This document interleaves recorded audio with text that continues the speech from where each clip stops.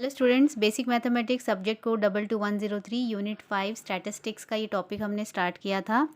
इसमें हमने टॉपिक लिया था स्टैंडर्ड डेविएशन। तो स्टैंडर्ड डेविएशन में 3 टाइप्स ऑफ डेटा के हमने क्वेश्चन सॉल्व करने थे। तो उसमें से हमने अनग्रुप डेटा और डिस्क्रीट डेटा के क्वेश्चन ऑलरेडी सॉल्व कर लिए हैं। तो ये हमने क्वेश्चन सॉल्व करेंगे ग्रुप डेटा के लिए, है ना। तो ग्रुप डेटा मतलब जिसमें फ्रीक्वेंसी क्लास इंटरवल गिवन होता है ना, 0 to 10, 10 to 20, इसको बोलते हैं ग्रुप फ्रीक्वेंसी डिस्ट्रीब्यूशन।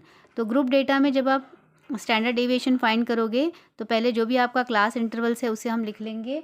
अब देखो, पहले फॉर्मूला देखना, आप रफ में पहले फॉर्मूला लिखना। फॉर्मूला देखो यही होता है इसके लिए, summation F X square upon summation F minus summation F X upon N.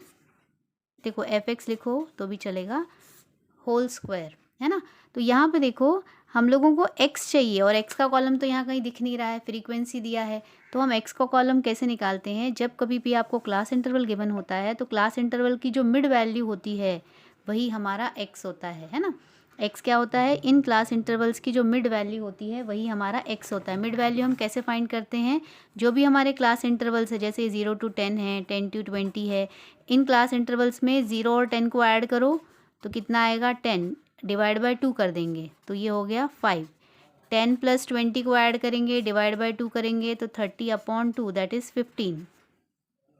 इसको हम बोलते हैं मिड वैल्यू। ऐसी सारी जो आपकी क्लास इंटरवल्स हैं, 30 प्लस 20 ऐड करेंगे, 30 plus 20 divide by 2, 50/2 that is equal to 25। तो इस तरीके से सारी वैल्यूज़ को लेफ्ट साइड और राइट साइड की जो ये लिमिट्स बोलते हैं ना, इसको अपर लिमिट और लोअर लिमिट, इनको ऐड करना होता है और 2 से डिवाइड करोगे तो आपको सभी क्लास इंटरवल्स की मिड वैल्यू मिलती जाएगी। तो यहाँ पे ये मिड वैल्यू हम लिख लेते हैं 5, 15, 25, 35 एंड 45। देखो 10-10 का डिफरेंस है ना, तो इसलिए x में भी 10-10 का डिफरेंस आएगा। फ्रीक्वेंसी का कॉलम तो ऑलरेडी हमें गिवन है तो वो कॉलम हमें एज इट इज़ लिख लेना है। तो अब देखो, अब तो ये बहुत इजी है। इसका जो आपका डिस्क्रीट डेटा का क्वेश्चन है वो भी ऐसे ही सॉल्व किया था।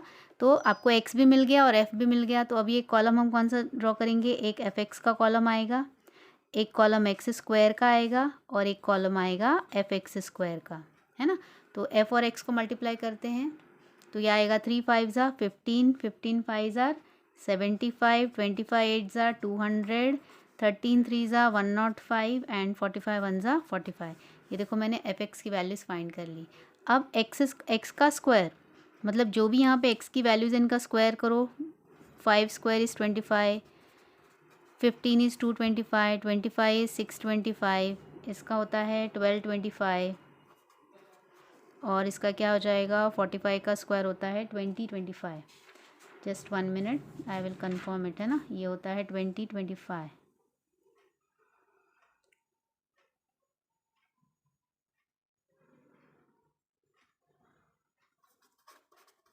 यस। तो इस तरीके से ये कॉलम का भी हमने स्क्वायर निकाल लिया। अब हमें क्या करना होता है, इस एक्स स्क्वायर के कॉलम से हम फ्रीक्वेंसी से मल्टीप्लाई करते हैं तो क्या आ जाएगा, 25 3 ज़ा 75, फिर 225 इंटू, देखो ये जब कॉलम्स ऐसे लिखते हैं ना तो आप इसको ज़रा सा ध्यान रखना, ये और ये वैल्यूज़ नहीं लेनी है, ये और ये वैल्यूज़ नहीं लेनी है ना, क्योंकि ऐसा होता है कई बार ये बीच का वैल्यू आ ना जाए, आप उससे ना मल्टीप्लाई कर दो। 25 इंटू 3 75, 225 इंटू 5 करेंगे तो ये आएगा 1125। 625 इंटू 8, 8 से मल्टीप्लाई करना है ना, तो ये आएगा 5000। फिर 1225 इंटू 3 करोगे तो ये आता है 3675 एंड 225 इंटू 45 करेंगे, नहीं ये 1 है ना, तो 1 से मल्टीप्लाई करेंगे तो सेम आएगा 2025। तो इस तरीके से आपको सारी वैल्यूज़ फाइंड कर लेनी है। देखो ये मैंने सारी जितनी भी वैल्यूज़ थी ना, इनको मैंने कॉलम्स में अच्छे से ड्रॉ कर लिया है कि सारी वैल्यूज़ आपको सेपरेट नज़र आनी चाहिए। अब देखो फॉर्मूला में कौन कौन से कॉलम्स का समेशन चाहिए।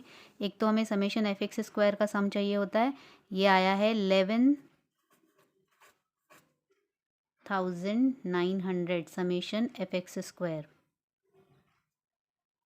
और ये वाले कॉलम का समेशन आया है 440 एंड समेशन एफ मिला है हमें 20।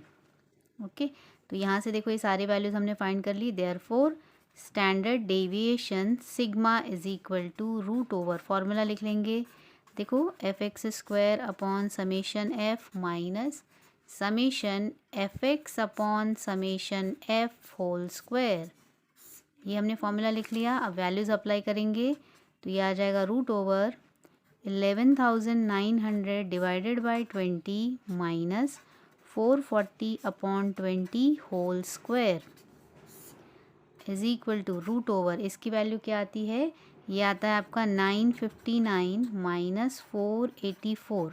देखो ये 22 आता है ना, ये 0 से 0 कैंसिल होगा, 22 का स्क्वायर होता है 485 और इसको डिवाइड करोगे तो आएगा 959। ये सब कैलकुलेटर का काम है तो ये आप बड़ी इजीली कैलकुलेटर से कर सकते हो। तो इन दोनों को सब्ट्रैक्ट करने से आएगा 111 और इसका जो स्क्वायर रूट है वो होता है 10.54। तो इस तरीके से देखो जो हमारा स्टैंडर्ड डेविएशन सिग्मा था ये हमारा फाइंड हो गया है for discrete type of data. तो अगर आपका क्वेश्चन डिस्क्रीट टाइप का है, स्टैंडर्ड डेविएशन अगर आपको फाइंड करना है तो आप इस तरीके से फाइंड कर सकते हो। फिर से मैं बता रही हूँ, ये ऑलरेडी मैंने बताया हुआ है कि आपकी जो बुक है उसमें स्टेप डेविएशन मेथड यूज़ किया है कुछ क्वेश्चंस को सॉल्व करने के लिए और कुछ क्वेश्चंस को उन्होंने डायरेक्ट मेथड से भी सॉल्व किया है। तो ये जो मैंने मेथड सॉल्व किया है ये डायरेक्ट मेथड है, ये सभी मेथड्स में सबसे इजी मेथड है। तो आप स्टैंडर्ड डेविएशन को इस मेथड से भी फाइंड कर सकते हो, आपको फुल मार्क्स मिलेंगे क्योंकि क्वेश्चन में कहीं पे भी मेंशन नहीं रहेगा कि इस मेथड से मतलब स्टेप डेविएशन यूज़ करो, ऐसे मेंशन नहीं होता है। वहाँ पे आता है फाइंड स्टैंडर्ड डेविएशन। ठीक है, मतलब रेयर अभी तक तो कभी ऐसा पूछा नहीं है, ठीक है, कि आप ये पर्टिकुलर मेथड यूज़ करो स्टैंडर्ड डेविएशन फाइंड करने के लिए। तो उस हिसाब से मैं बता रही हूँ जो हमने इतने सालों का जो एनालिसिस किया है उसके अकॉर्डिंग। ठीक है, तो ये सबसे इजी मेथड है, आप यही फॉलो करो। सिर्फ इसमें वैल्यूज़ है ना थोड़ी बड़ी बड़ी आती हैं, तो इसे सब ध्यान से देखना, ध्यान से लिखना और डिवीजन वगैरह कैलकुलेशन में कहीं मिस्टेक ना हो ये ध्यान रखना।